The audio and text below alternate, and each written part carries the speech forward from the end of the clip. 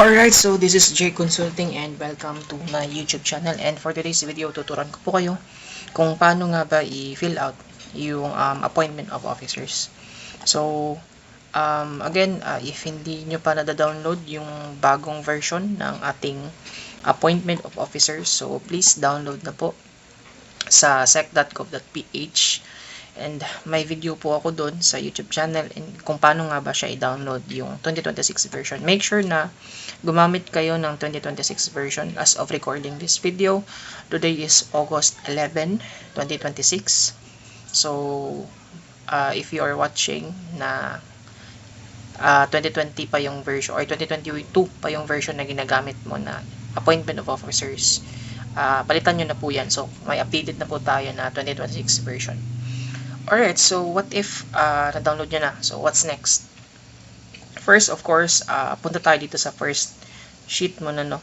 Itong corporate profile. Kasi nakalink po yung information na meron dito sa officer's information dito sa corporate profile. So, first, punta muna tayo dito sa corporate profile and then focus po muna tayo dito na part. Okay? Dito na part. Alright. So, kung ikaw po ay bagong registered na corporation na OPC, good thing for you kasi fresh pa yung mga informations. Actually, nasa corporate files niya lang after the registration, yung mga information na kailangan ninyong i-fill out. Okay, so start tayo. Corporate name, that's the OPC. Sorry, edit ko lang to. OPC kasi yung parang last name ninyo, no? So, OPC. So, ganun siya. XXX OPC. So, trade name naman, kung may trade name kayo. Ang sinasabi po ni SEC dito na trade name is corporate name, no? Corporate name po ang tawag dito na part. But itong tawag dito is trade name, no? So, kung ang inyong OPC is may karugtong na under the name of or under the name of XXX OPC, under the name of Infused Cafe, other trade names, no, or Brewed Cafe, so yung ganun. So, yun yung trade name.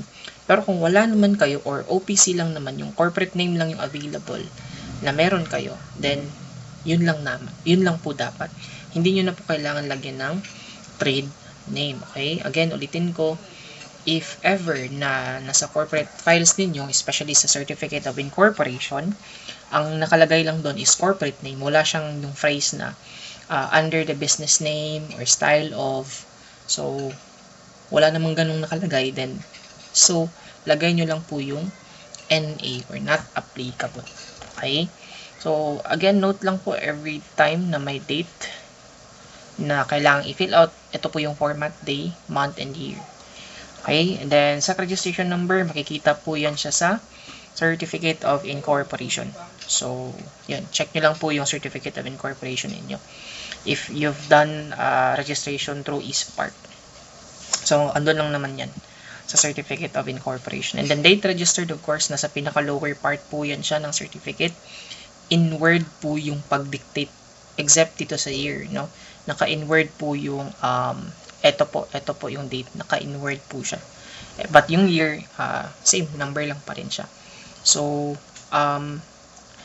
I think I'll be posting some guides kung saan nyo siya mahahanap. And next is, of course, yung complete principal address ninyo. Again, based lang po doon sa information na meron kayo sa articles ninyo. Again, wala pong bylaws pag OPC. Kasi madidefeat yung purpose na one-person corporation nga lang siya. So, there's no need to convene a meeting, no, compared to regular corporations. So, again, stick lang po kayo dun sa information na meron sa inyo, yung articles ninyo. So, kopyahin nyo lang po siya. Kailangan accurate po yung pagkopya ninyo, ha. And then, itong corporate tin, sir, what if kaka-register lang namin sa SEC? And there's this requirement under the SEC na kailangan mag-submit ng appointment of officers within 20 days, no?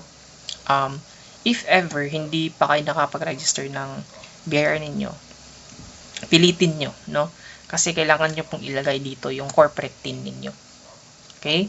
So, kailangan after registration sa SEC, register kagad kayo sa BIR. And note lang, Sa BIR, kapag hindi kayo nakapag-register within 30 days after the issuance of the Certificate of Incorporation, may compromise penalty po yan siya na 20,000. But pwede pa yan siyang mapababaan ng up to 10,000 pesos. Okay? So, ganun siya. And then, next dito sa may business address, kung pwede lang, kopyahin nyo lang po yung dito, no? Yung sa office address at saka sa business address. Kasi minsan kasi nagkakaroon ng difference about this one sa corporate principal office address and sa business address. Pwede kasing nasa, let's say for example, Region 12, no? General Santos City, kayo, office address ninyo, but you conduct business somewhere sa Sarangani or Maasim, Sarangani, no? So, okay, possible yun siya. So, again, if ever hindi naman separate yung business address tsaka yung office address ninyo, then same nyo lang, kopyahin nyo lang siya. Okay? Itong fiscal year per articles, depende pag calendar year kayo or fiscal year. So, when we say calendar year, mag-start po siya ng January, mag-end po siya ng December 31. So, exact 12 months pa rin, no? Yung fiscal year naman, exact 12 months pa rin, but hindi siya mag-start ng January 1. Any month of the year siya, but 12 months pa rin, no? So, for example, June 1 yung starting ninyo, but yung end ninyo is May 30. So, may ganong klaseng corporations kasi, no? Pero, ideally, or generally, halos calendar year yung pinipili. So, you simply copy this one, no? And then, industry classification, check your cover sheet. Nandun lang yun siya sa industry group. Again, check your cover sheet. And then, itong geographical code, check nyo din po. No? Andun lang yan siya. Provided na yan siya lahat. And then, sa primary purpose ninyo, again, check your articles of incorporation. So, again, makikita ito sa articles, AOI. Articles of Incorporation. Ito, makikita itong SEC number sa Certificate of Incorporation. Okay? And then, itong address, ito lahat, makikita yan siya sa articles as well as here po. No? Check nyo lang siya. Dito na. Nominee and alternate nominee. So, ano nga bang kaibahan ng nominee and alternate nominee? So, if babasahin po natin under the revised corporation code, si nominee is if ever mamamatay ka, no, as the OPC, as the owner or the sole stockholder. Kasi bago lang kasi yung idea ng sole stockholder. If mamamatay yung sole stockholder, si nominee yung parang magiging managing muna. No, hindi siya automatically siya ang magiging owner, okay? Siya lang yung govern for the meantime na on process pa yung settlement or transfer of ownership ng mga ng shares na hinawakan ng decedent, no? Yung namatay, no? So, let's say for example, friend niya ito, no? Pwede siyang ilagay friend niya dito, no? Again, pero etong information guys, no, if ikaw ay bookkeeper or authorized filer, check nyo yung articles. Nandun lang yan siya, no? Doon sa may part na page na nominee and alternate nominees. Again, kung mawawala din si nominee, si alternate nominee din ang magsasubstitute, no? So, ganun lang po yung nag-work yung nominee and alternate nominee. But, most of the time, for safety purposes lang to, no? Kasi nga,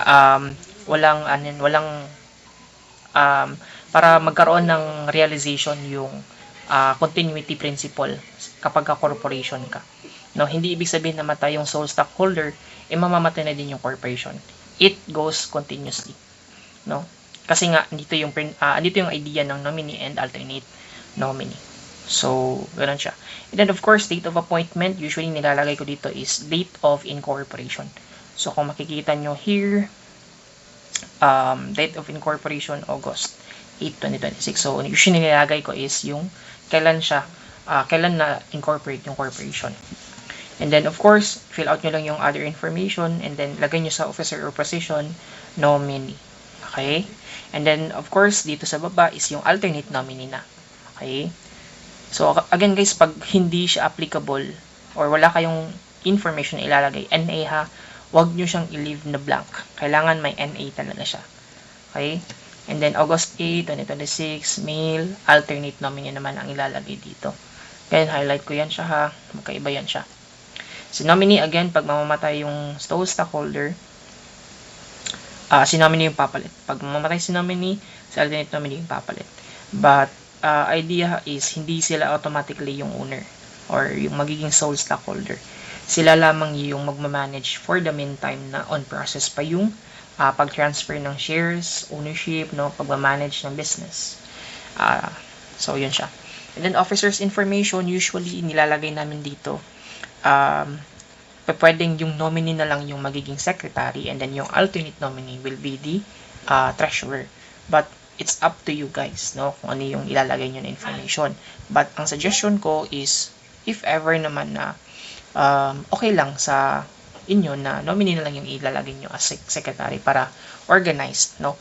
Wala nang masyadong other people involved sa documentary submission ng OPC or the form of appointment of officers.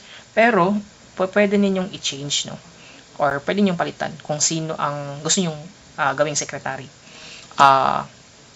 Aside sa mga na-appoint na nominees. Okay? Same goes to sa treasurer. So again, ang corporate officers lang po na major is secretary and treasurer. If ever naman na yung president or yung sole stockholder yung magiging treasurer, kailangan may bond muna na i-issue, na i-certify under oath by the president. Okay? For purposes lang yun siya ng security sa mga external creditors. And then, after nyong ma-fill out yung lahat ng information, again, yung dito guys, lagay nyo lang po yung NA ha, kung hindi siya applicable. Again, NA lang kung hindi siya applicable or wala kayong other information. And then dito, note, use additional sheet if necessary. Kung minsan, mataas kasi yung primary purpose, mahaba yan siya. So, pwede nyong magkaroon ng page 2 ito. And then, of course, yung nominee and yung appointed alternate nominee, pipirma sila dito. And then, of course, yung tin nila kailangan andyan ha. May tin dapat siya. Make sure na may tin and then signature. And then, of course, the president. Signature, name, and then tin niya. And then, ipapanotary. No? Ipapanotarize and then, make sure na complete yung details dito. Okay?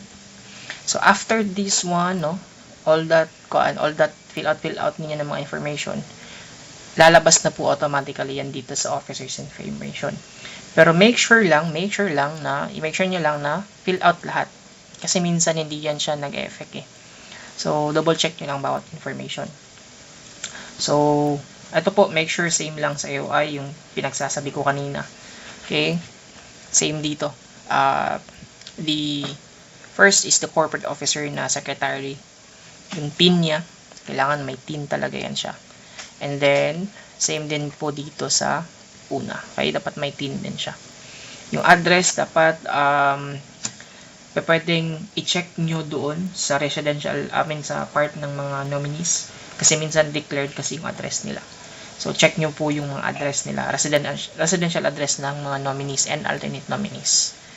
Or the officers, no? So, dito, corporate complete name of nominee, lagay nyo po dito, tin, and then yung address nila. After that, signature ni president, tsaka yung tin niya. And then, print nyo po ito, and then ipapanotary nyo. Then, after that, scan nyo po. Okay? So, again, ang instruction is, fill out the information needed.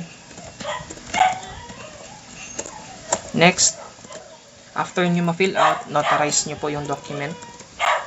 And then, after nyo mapapanotary, scan it. And then, 4, submit it through eFast. And then, ang tutorial naman for submission of eFast is another na po siya.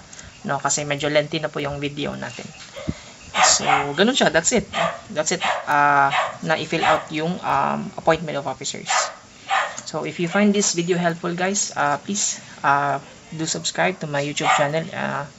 And don't forget, no, mag-comment kayo sa comment section if ever may mga concerns kayo. That's it. Thank you for watching. Bye!